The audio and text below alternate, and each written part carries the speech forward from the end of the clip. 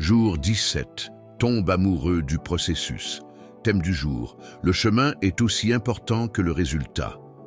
Introduction générale. Ce que tu vas découvrir aujourd'hui. Nous vivons dans une culture de l'instantané. Tout doit aller vite. On veut les résultats, les médailles, les photos de victoire. Mais Dieu, lui, est patient. Il travaille lentement, en profondeur, dans les détails invisibles de ta vie. Aujourd'hui, tu vas apprendre une vérité fondamentale de la discipline. Ce n'est pas la destination qui fait de toi un homme ou une femme de Dieu, mais le chemin. Ce que tu fais chaque jour, dans le secret, dans l'ennui parfois, dans la régularité. C'est là que Dieu bâtit des vainqueurs. Développement thématique 1. Une génération pressée face à un Dieu patient. Notre génération veut des résultats immédiats. Une prière, une bénédiction, un effort, une promotion, une semaine de sport, un corps transformé, une lecture de la Bible, une vie changée. Mais ce n'est pas le modèle du royaume. Zacharie 4:10 nous rappelle « Ne méprise pas les petits commencements, car l'Éternel se réjouit de voir commencer l'œuvre. » Vérité choc. Ce n'est pas l'impact visible qui réjouit Dieu, c'est ton obéissance invisible. Quand tu sèmes dans la foi, quand tu choisis la prière plutôt que la paresse, quand tu lis un verset au lieu de scroller 1 heure sur les réseaux, tu entres dans la forme de gloire que Dieu façonne progressivement. 2.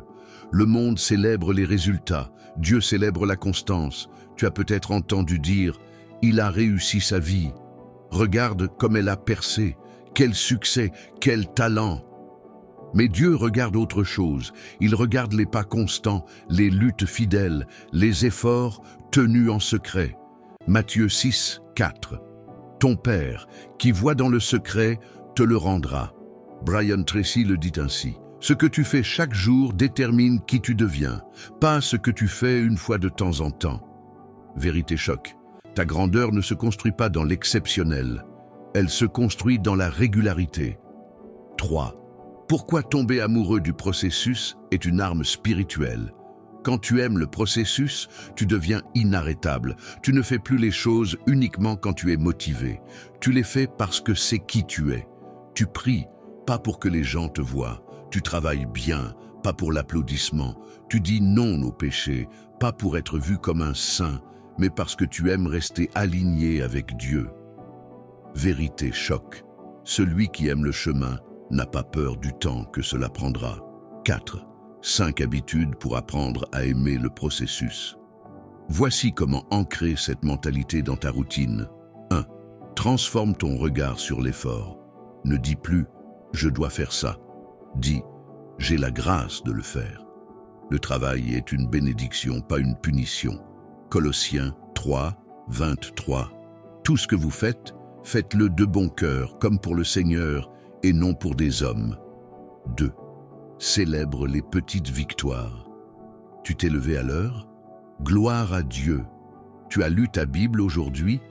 C'est une graine plantée. Tu n'as pas cédé à cette distraction? Tu as progressé. Commence à applaudir ta discipline quotidienne, même si le fruit ne se voit pas encore. 3. Instaure des rituels d'amour. Commence ton travail en disant « Seigneur, ce que je le fais pour toi ». Termine chaque journée par une phrase de gratitude. Écris tes progrès. C'est comme arroser un jardin.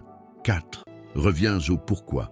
Quand la fatigue ou l'ennui te frappe, souviens-toi de pourquoi tu le fais, pas pour briller devant les hommes, mais pour devenir celui ou celle que Dieu t'appelle à être. Hébreux 12:2. Gardons les yeux fixés sur Jésus qui fait naître la foi et la mène à la perfection.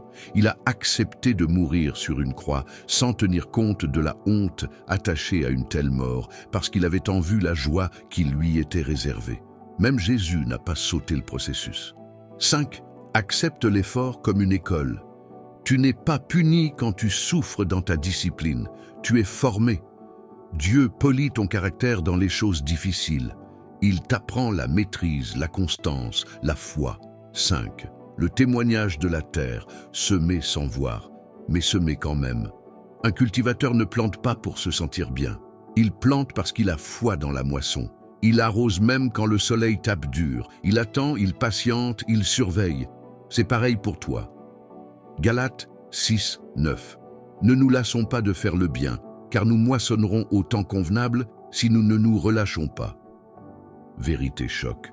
Dieu honore toujours ceux qui persistent dans l'invisible. Takeaway.